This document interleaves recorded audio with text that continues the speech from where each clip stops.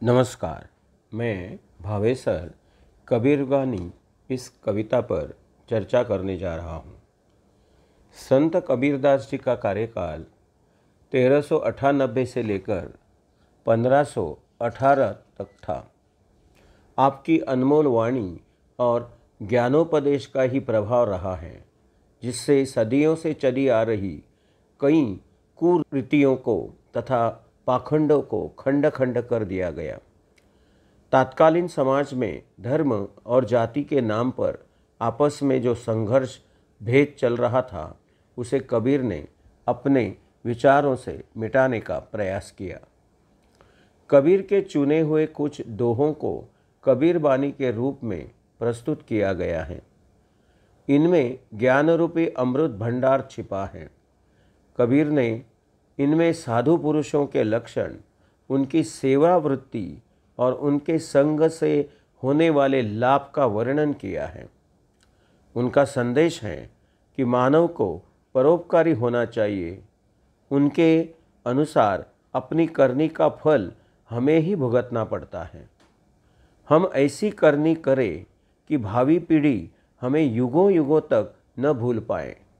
सच्चा ज्ञानी वही माना जाता है जो मानव मात्र से प्रेम करता है। अब हम कबीर बानी के जो दोहे हैं वो एक एक करके उसका वर्णन देखेंगे।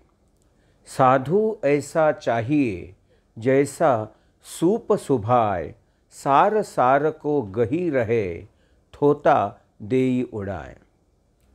इन दोहों में साधु का मतलब सदाचारी संत, सूप अनाज फटकने के लिए बना एक पात्र, सुभाय स्वभाव, सार उत्तम बढ़िया, थोता खोखला खराब। अब हम इसका अर्थ देखते हैं। कबीरदास जी जीवन से संबंधित वस्तुओं के माध्यम से अपनी बात सामान्य इंसान तक पहुंचाने के लिए आसान शब्दों में रखते हैं। सज्जन पुरुष का जीवन ऐसा होना चाहिए जिस प्रकार सूप का स्वभाव होता है। सूप अपने पास अच्छे अनाज को रखकर उसकी गंदगी साफ कर देता है। उसी प्रकार सज्जन को अपने अंदर अच्छाइयों को ग्रहण करके बुराइयों को दूर कर देना चाहिए। अब हम दूसरा दोहा देखते हैं। दुख में सुमिरन सब करे, सुख में करे न कोय, जो सुख में सुमिरन करे, तो दुख काहे को होए। इनमें सुमिरन का मतलब है याद, स्मरण, करे का मतलब है करना। अब हम इसका अर्थ देखते हैं। कबीरदास जी कहते हैं, प्रभु को सभी दुख तकलीफ में याद करते हैं, लेकिन जब प्रभु उसे दुख को दूर करके सुख देते हैं, तब मनुष्य प्रभु को ही भूल जाता है। अगर मनुष्य सुख में भी प्रभु का चिंतन करे तो उसे कभी दुख नहीं होगा, ऐसा कबीर जी कहते हैं। अब हम तीसरा दोहा देखते हैं।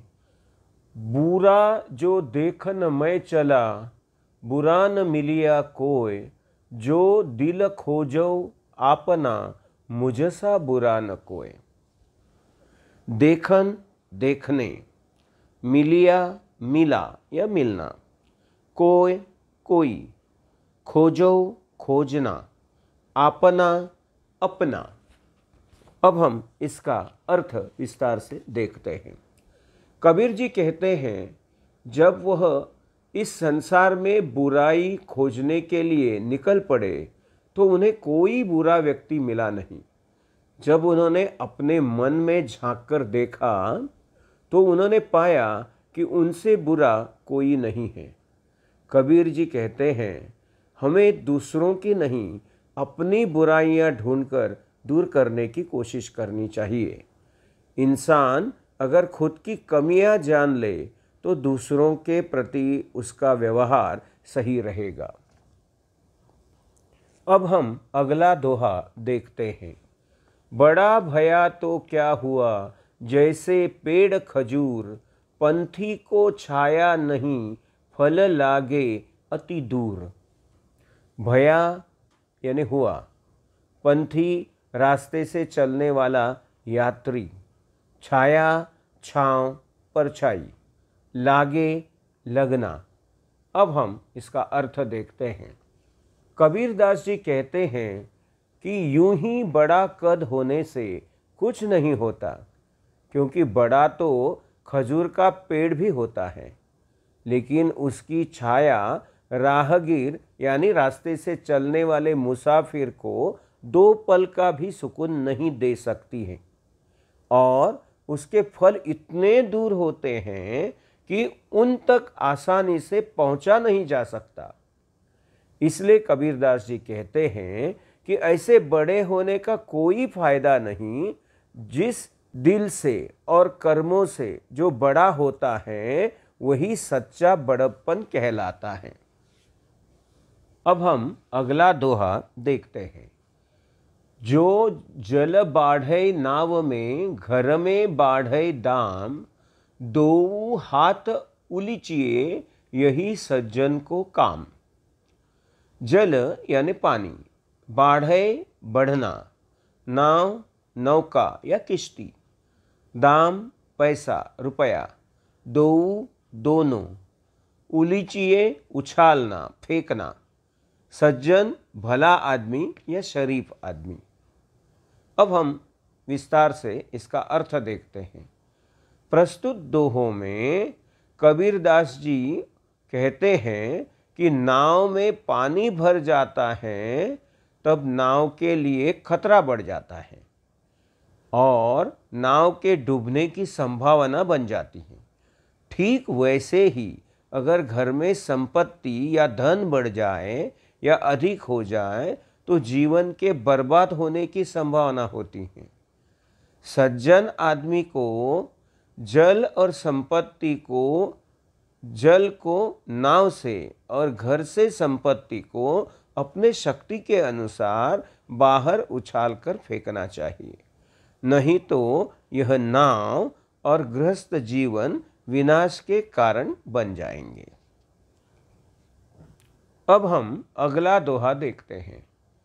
करता था तो क्यों किया, अब करी क्यों पछताए, बोया पेड़ बबूल का, आम कहाँ से पाए।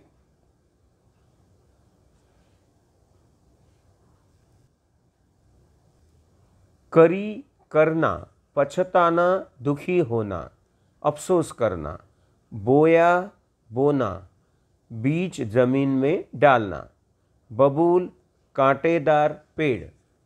अब हम इसका अर्थ विस्तार से देखते हैं। इन पंक्तियों में या इन दोहों में कबीर जी कहते हैं कि बुरे कार्य करते समय बहुत आनंद आता है, लेकिन जब उसके परिणाम आते हैं या परिणाम भुगतने पड़ते हैं तब सब कुछ याद आता है। हे मनुष्य, जब भी तू बुरे कार्य करता था या संतों के समझाने पर भी तू नहीं समझता था या नहीं मानता था, तो अब क्यों पछता रहा है। जब तुमने काम ही कांटे वाले किए हैं तो तुम्हें कांटे ही मिलेंगे। अगर तुमने आम के बीज बोए होते तो तुम्हें आम के मीठे फल मिलते। जैसा हम कर्म करते हैं वैसा ही हमें फल मिलता है। यही प्रकृति का नियम है। अब हम अगला दोहा देखते हैं। जो तो को कांटा बुए ताही बोय तू फूल, तो ही फूल के फूल है वाको है तिरसूल। अब शब्दार्थ देखते हैं। तो को तुम्हारे, बुए बोना, तो ही उसको, वाको वापस, तिरसूल त्रिशूल। अब इस दोहे का अर्थ विस्तार से देखते हैं। जो तुम्हारे रास्ते में कांटे बोता है तुम उसके स्वागत में फूल ही बिछाया करो।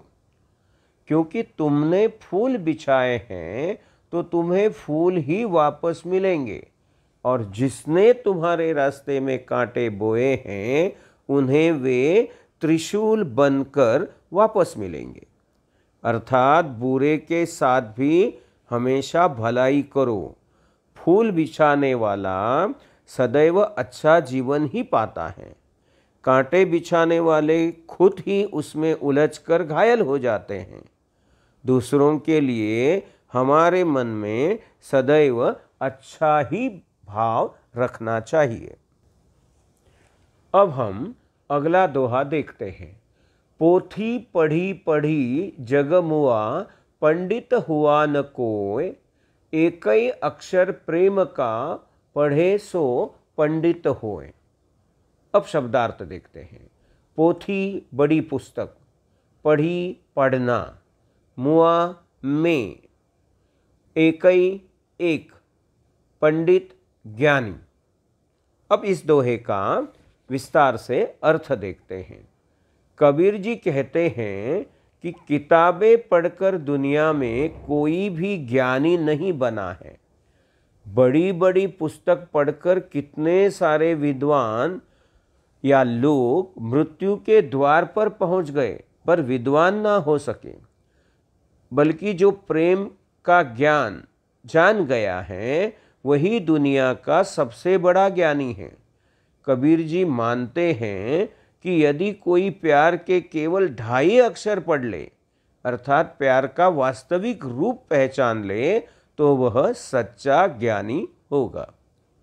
इस प्रकार कबीर बानी इस कविता में हमने कबीर ने अलग अलग दोहों में हमें जो सीख दी है, हमें किस प्रकार परोपकारी होना चाहिए और मानव मात्र से कैसे प्रेम करना चाहिए, यही बताने की कोशिश यहाँ की है। आज हम यहाँ ठहरते हैं। धन्यवाद।